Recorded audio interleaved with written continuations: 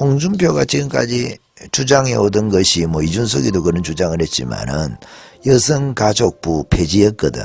폐지하면서 보건복지부 산하로 여성가족부를 넣는 거예요. 보건복지부에서 여성가족부가 하는 일을 함께 하면 된다고 주장해온 게 홍준표거든요. 그런 면에서 이번에 여성가족부 폐지 7자 이번에 윤석열이가 페이스북인가 거기 올려가지고 아마 홍준표하고 만날 것을 염두에 두고 그 7자를 자기가 남긴 것으로 그렇게 저는 판단을 합니다. 그게 지금까지 홍준표가 주장하던 정책이었거든요.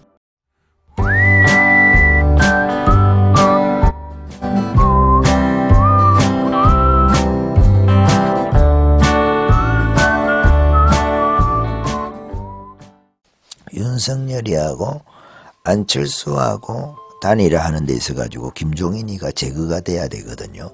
그렇게 해서 뭐 이준석이 또 제거를 해야 되는데 우리가 그걸 원했지만은 간절히 원했죠. 간절히 원했지만 그리 안 된 걸 어떻게 하겠습니까? 그렇게 해서 셋째가 그런 거예요. 셋째가 안철수 단일화에 있어가지고도 김종인이는 쳐내는 게 맞다. 결별하는 게. 그래서 이번에 결별한 게 잘했다는 거고 이영작 박사가 세 번째로 주장하는 게. 그리고 네 번째 뭐 당연한 이야기지만은 그 김종인이가 없으면은 이준석이가 힘을 못 써요. 힘을. 나이도 어릴 뿐만 아니고 경험도 없고 김종인이가 어떤 당 내의 자리, 선대위 내의 자리를 가지고 있는가 하고 선대위나 당 내에 자리가 없는가 하고 전혀 다르거든요. 자리가 정말 중요합니다. 자리가. 존재가 의식을 규정한다 이런 이야기도 있지 않겠습니까? 자리가 사람을 만든다 그런 이야기거든. 그게. 자리가 정말 중요해요.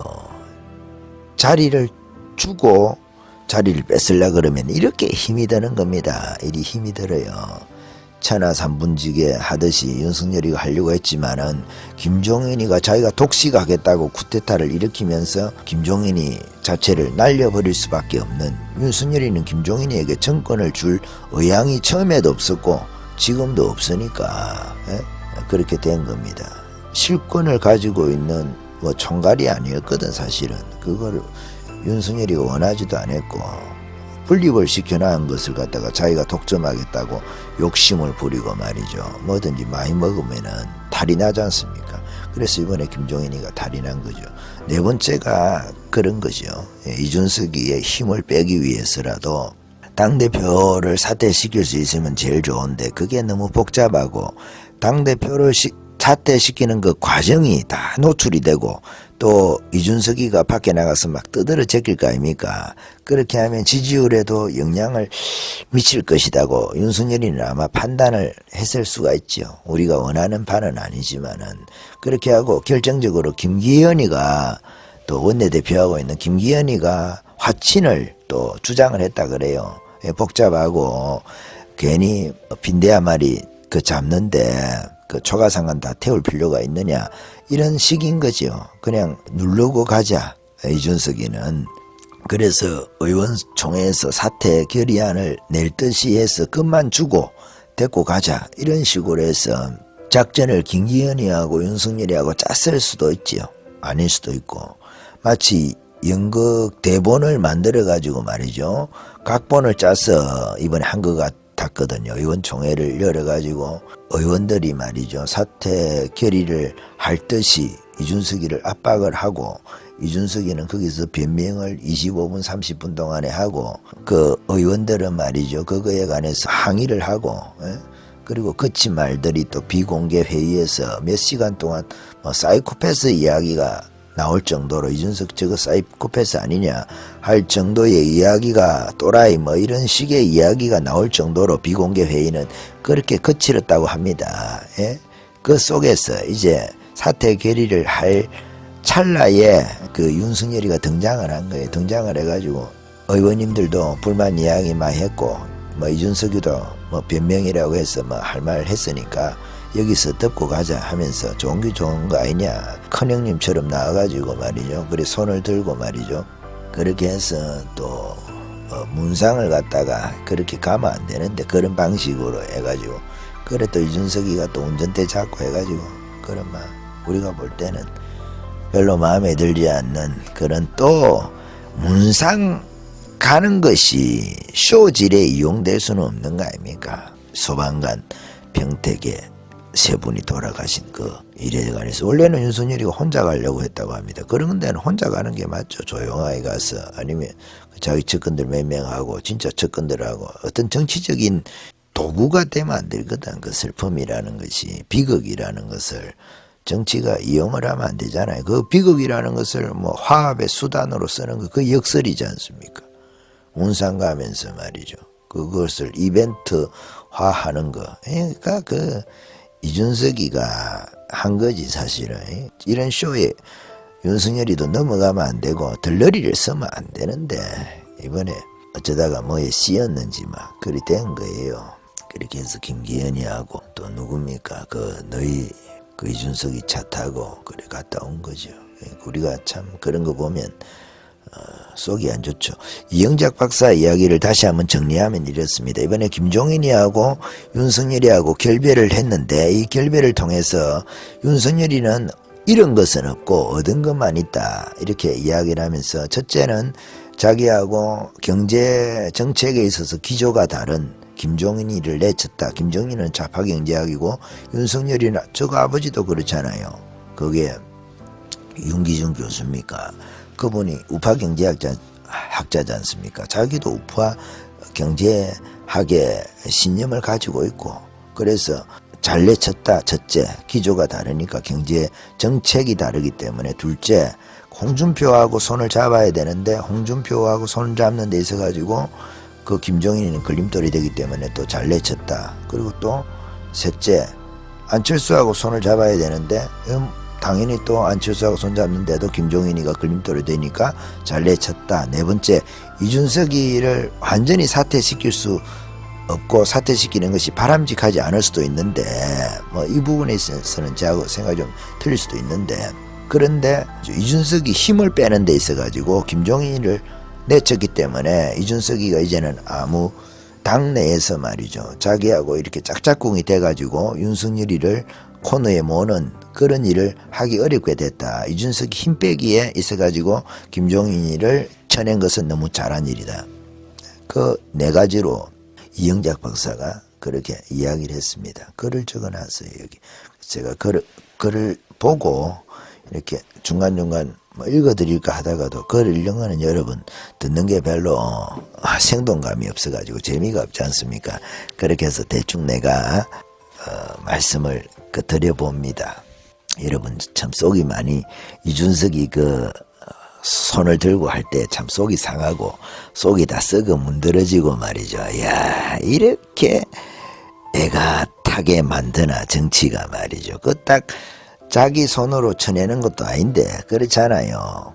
국회의원들이 쳐내는 거잖아요. 쳐내니까 가만 놔두면 되거든.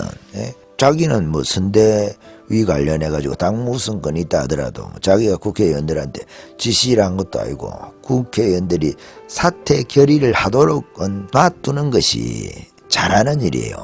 결국 뭐 이준석이를 사퇴시키지 않는다 하더라도 사퇴 결의서를 가지고 언제라도 당원들에 의해서 탄핵받을 수 있는 그 가능성 국회의원들이 탄핵 결의서를 가지고 자기 지역구에 다 당협위원장 아닙니까? 국회의원들이 대부분 다. 그렇게 해서 거기서 서명을 받을 수가 있잖아요. 그 결의를 했으니까 결의대로 실행을 하기 위해서 말이죠.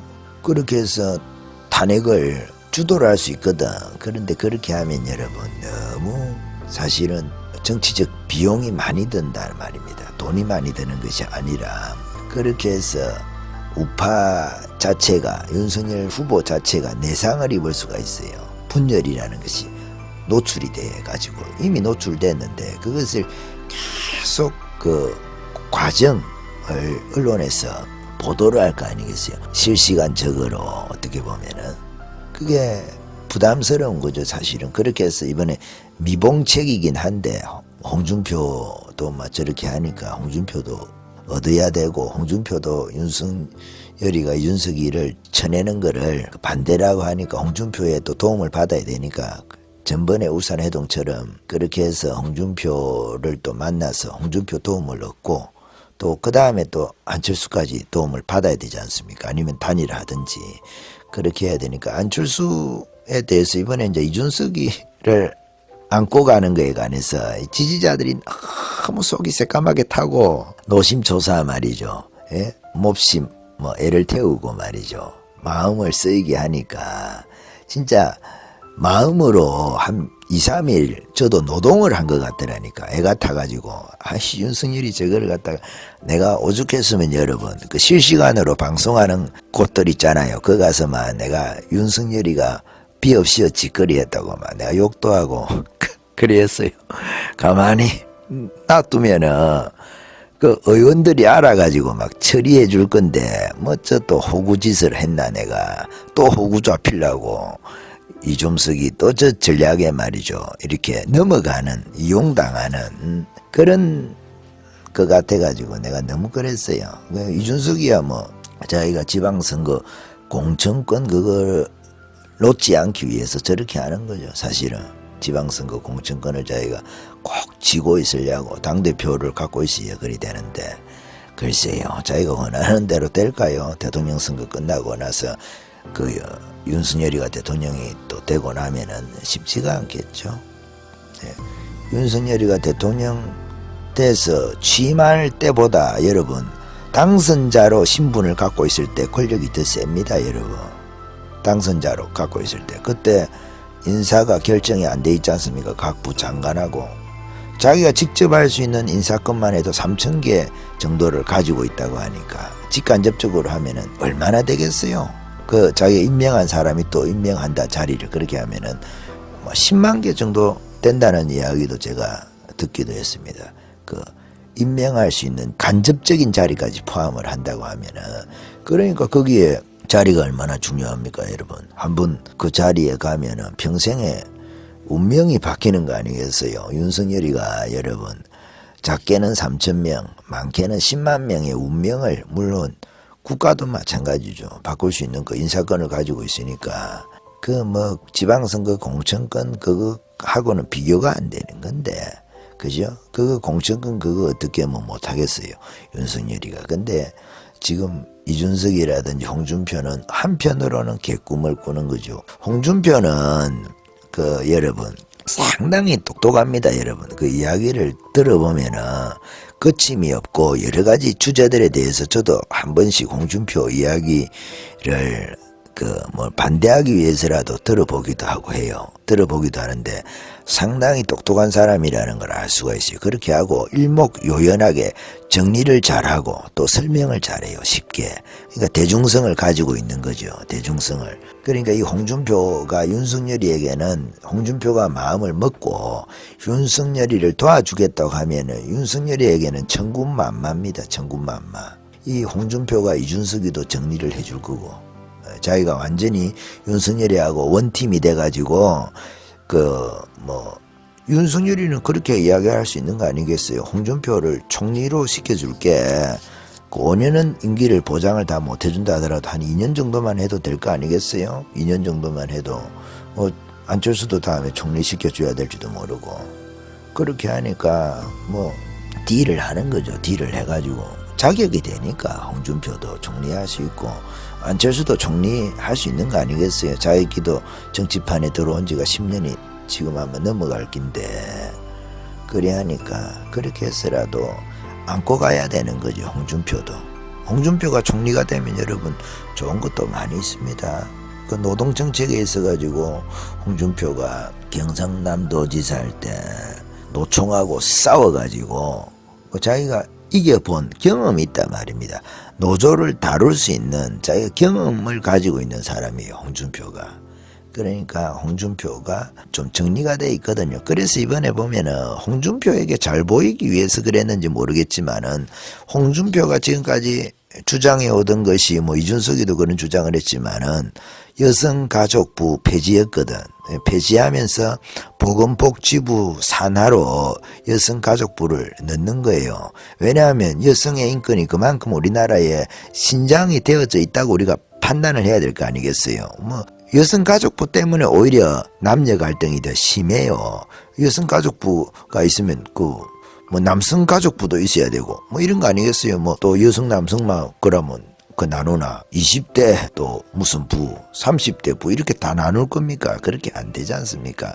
보건복지부에서 여성가족부가 하는 일을 함께 하면 된다고 주장해온 게 홍준표거든요. 그런 면에서 이번에 여성가족부 폐지 7자 이번에 윤석열이가 페이스북인가 거기 올려가지고 아마 홍준표하고 만날 것을 염두에 두고 물론 지지율도 있겠지만은 홍준표하고 만날 것을 염두에 두고 그 7자를 자기가 남긴 것으로 그렇게 저는 판단을 합니다. 그게 지금까지 홍준표가 주장하던 정책이었거든요.